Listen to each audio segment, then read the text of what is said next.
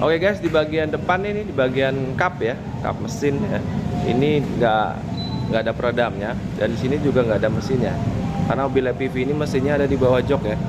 Dengan mobil segmennya MPV, van, mesinnya ada di bawah jok. Terus ini untuk kode mesinnya di G15A.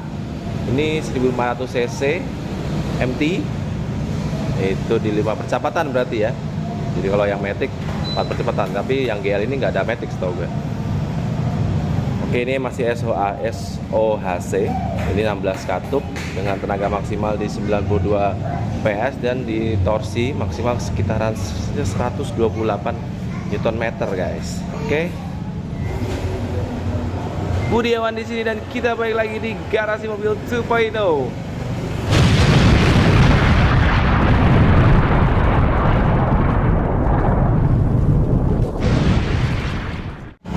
Oke guys, kali ini gue lagi ada di showroom jual beli mobil bekas milik Setiawan Mobilindo yang terletak di Jalan Raya Mustika Sari nomor 75, Mustika Sari, Bekasi, Jawa Barat. Oke, di depan gue ada mobil yang bakal gue review. Dulu gue pernah review mobil ini, cuma tipenya beda ini atau variannya ya. Nah, mungkin pada tahu kalian semua ya, ada yang sudah tahu ini mobil apa, karena mobil ini juga cukup banyak peminatnya loh di kalangan masyarakat Indonesia. Inilah mobil keluaran Suzuki, di mana tahun 2004 mulai debut dan di 2007 mulai ada ininya, perubahannya juga ada. Kita nggak usah lama-lama lagi, kita langsung review Suzuki MPV Arena GL MT tahun 2011.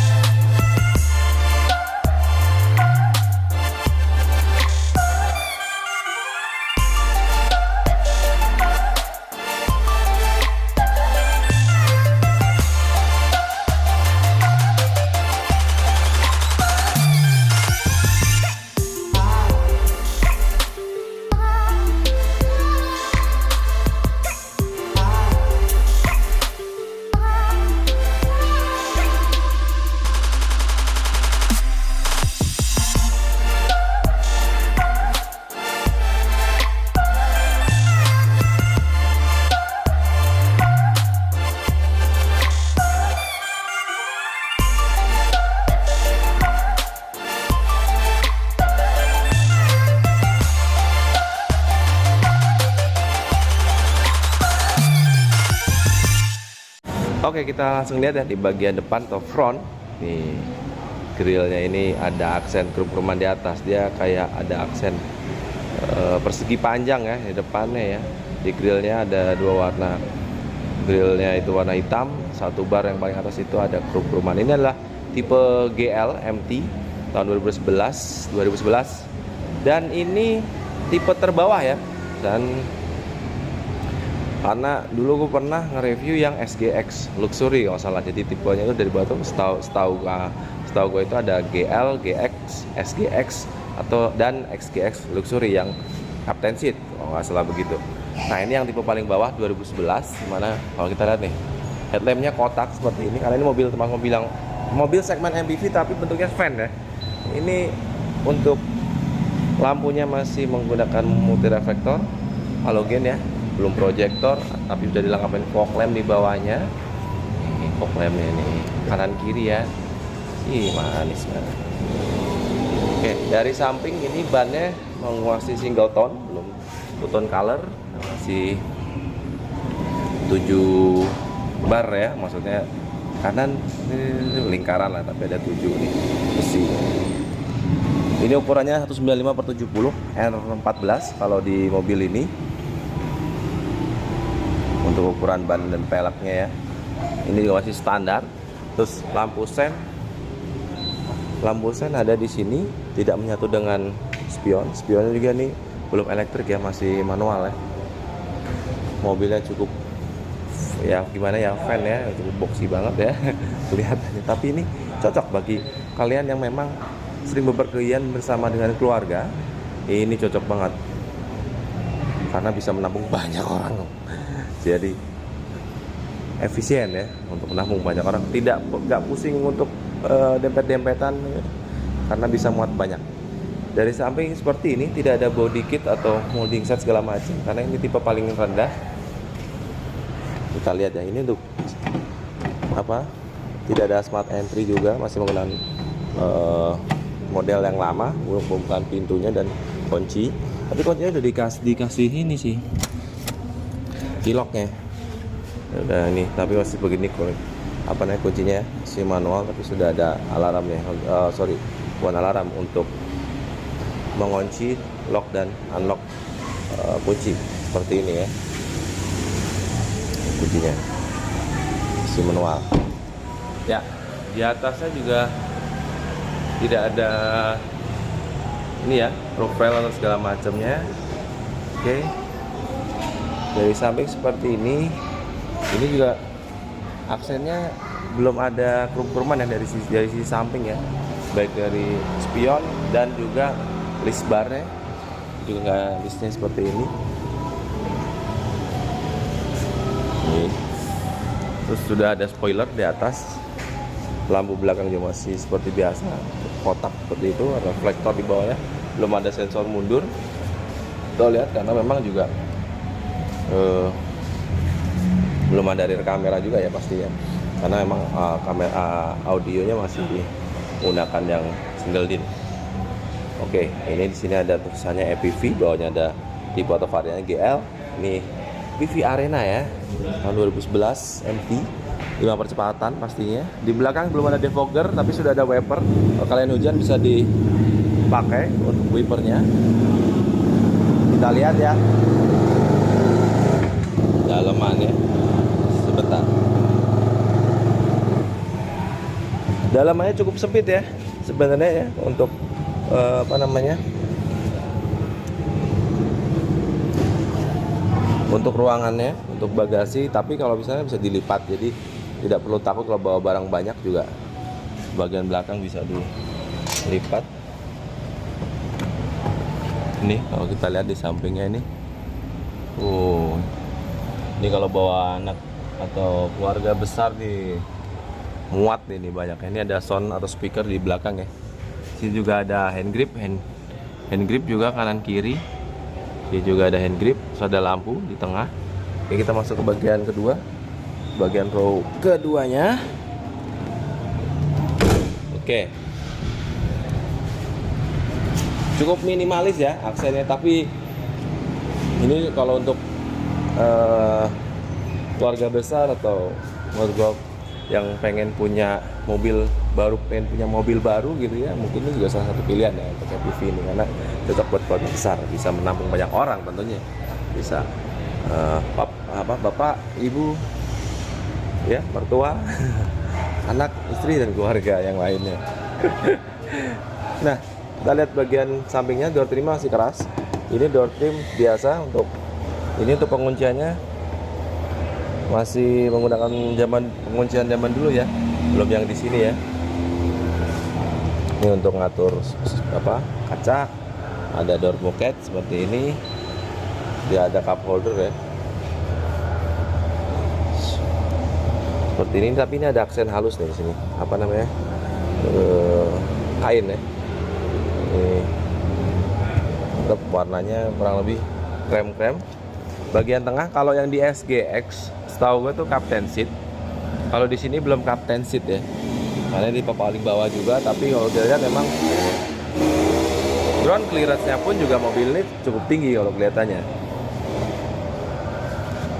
Ini juga sudah ada headrest, tengahnya belum ada. Ini dalamnya seperti ini, yang belakang ada hand grip pastinya. Belum ada double blower di belakang ya, karena ini tipe yang bawah ya, yang GL ya. Kalau yang luxury seingat gua itu sudah ada double blower ya. Nah itu, bahannya belum kulit, masih fabric seperti ini ya. Mungkin apa namanya, agak lebih mudah kotor aja ya, karena belum kulit ya. Mungkin kalau misalkan kalian punya budget lebih, bisa dilapisin lagi, jadi bisa lebih bagus lagi kan untuk joknya. Mantap ini. Tapi yang paling oke ya, yang sudah captain seat tuh, yang SGX tuh.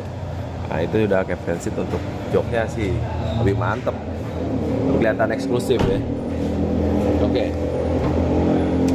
Bagian depan driver ini di bawahnya sudah ada speaker dan ada cup holder satu, cup holder nih ada door pocket, maaf cup holder ini ada door pocket kecil ya, sama ini ada aksen halus ya, ini empuk nih kain nih, ada aksen empuk-empuknya. Penguncian masih sama seperti ini, jadi masih manual kayak gue zaman dulu, jadi ya agak wajar karena ini tahun 2011 ya. Untuk kisi AC masih bulat nih, kisi AC seperti ini tidak bisa dibuka ya ini ya, cuma dashboard aja. Ini bawahnya untuk glove box, dalamnya sih ini agak-agak semi, gue pikir kulit, ternyata bukan ya ini ya. Untuk dashboardnya cuma kayak plastik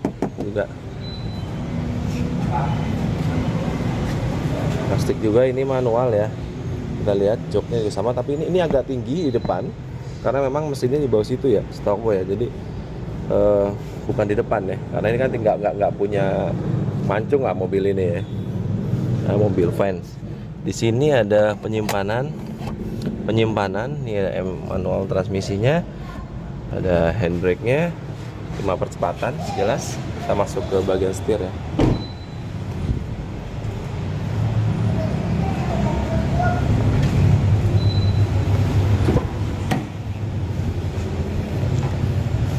Nah, kita lihat dulu ya tadi. Seperti ini untuk penguncian kaca nih, untuk atur spion, atur kaca, untuk kunci. Terus ini sama ya kurang lebih ya kayak yang di sebelah kiri ya pastilah. Ini ada ruangan tempat wadah untuk bisa penyimpanan apa ya. Ini ada dimnya seperti ini untuk isi AC-nya. Terus untuk setirnya seperti ini, jadi setirnya masih biasa sekali ya, kan nggak ada switching control segala macam, karena emang audionya juga belum audionya belum double din. Kita coba sebentar, ya.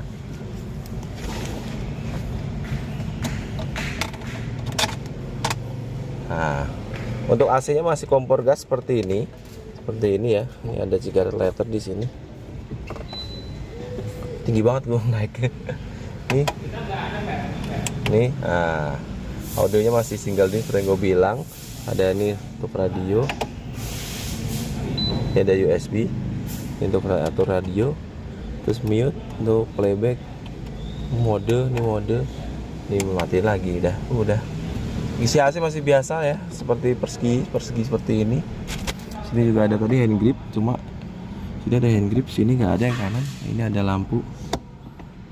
Udah. Ini hand gripnya yang kanan di sini ternyata. Lupa.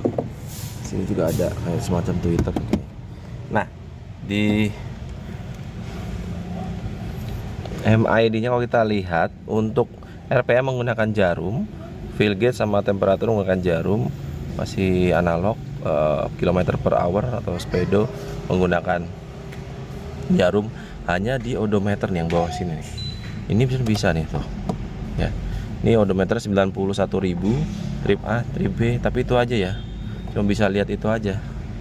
Selebihnya tidak ada yang spesifik lah ya. Ini untuk gasnya seperti itu. Oke.